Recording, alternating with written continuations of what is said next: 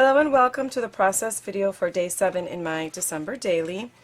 I have a flip out that I created, and I will be adding these 3x8 cards that I trimmed down to fit on the left and on the right side of the flip out. And I have these pictures of my son trimming the tree. So I'm going to attach these, and they will flip out like that, and I will journal there. I also have these photos of him actually decorating the tree. The plan is to die cut them into circles and add them on the sides here.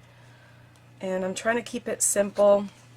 I really like the idea though of the circles based on the wreath on the paper.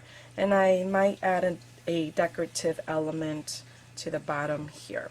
So if you're interested in seeing how this page turns out, stick around. After I made this gatefold in my foundation page, as a foundation page, I thought about ditching it because I ripped some of the paper, and then I thought, nope, I'm going to keep it. It's okay, it doesn't have to be perfect. And I really like the way it turned out at the end. You'll see that I ended up using all of the original ideas that I planned out in the beginning of the video, and I'm pleased with the way that this gatefold page turned out.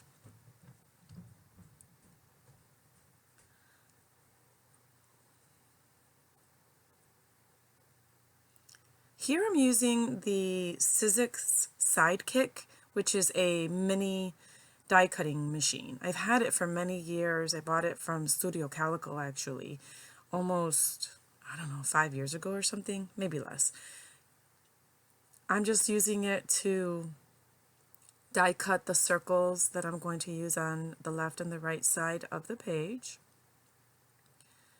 I had trouble in the beginning because I didn't have the right cutting plates. I bought the cutting plates and they were too thin. They're for the original Sidekick, but luckily I had an embossing plate that I was able to use, and it worked just fine. I decided that I wanted to make the circles look like ornaments, and then used a die for the top part of the little circles. And initially I thought I wouldn't use twine, but in the end I do, and I really like the way that it came out. My journaling is crooked, but it's okay, guys. Not going for perfect here. So those 3x8 cards, I trimmed them down so that there would be the blue paper would show as a border.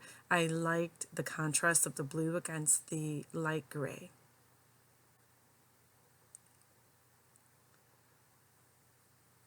I'm using a glitter washi paper for the top part of the ornaments.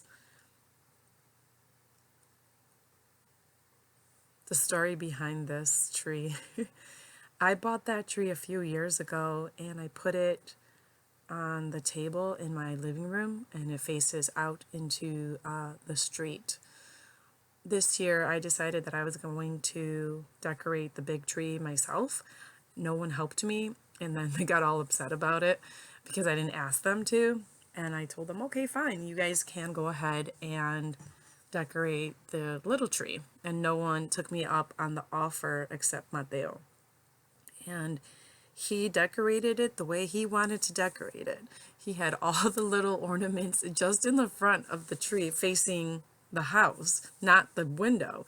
And I wanted to kind of adjust it, and he would not let me. So I'm leaving the little tree looking the way that it is, which is completely full on one side and completely barren on the other. It's a funny story.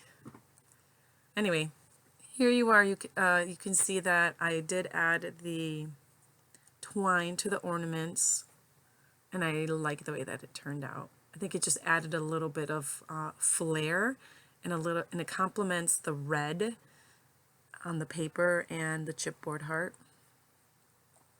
and obviously the red in the pictures.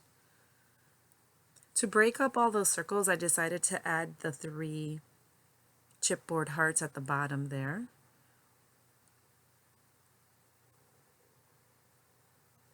In the next few minutes, you're going to see that I'm struggling with that cork number 7. I was hesitant to use it to begin with because it's so delicate, and there it broke. But I'm glad it broke before I added it to the page. I thought that I could salvage it somehow. In the end, I realized that I should have gone with my gut in the very beginning and not use the number 7. I end up using a gold 7 that has like a dull or a matte gold finish to it, and I thought it fit well with the vintage look of the paper, and it turned out to be great.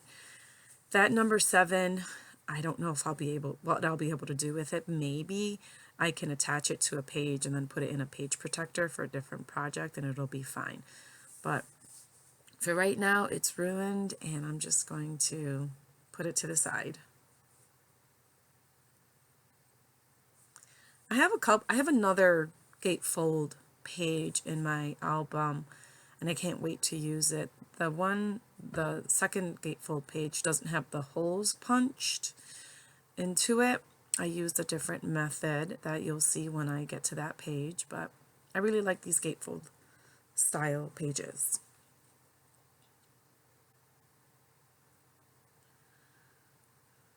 When you're using a closure for the gatefold page, you can only put adhesive on one side so that you're able to open the page.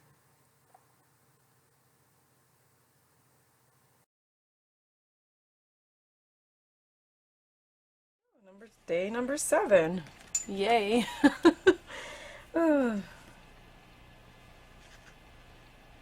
like the way that came out. Thanks for stopping by.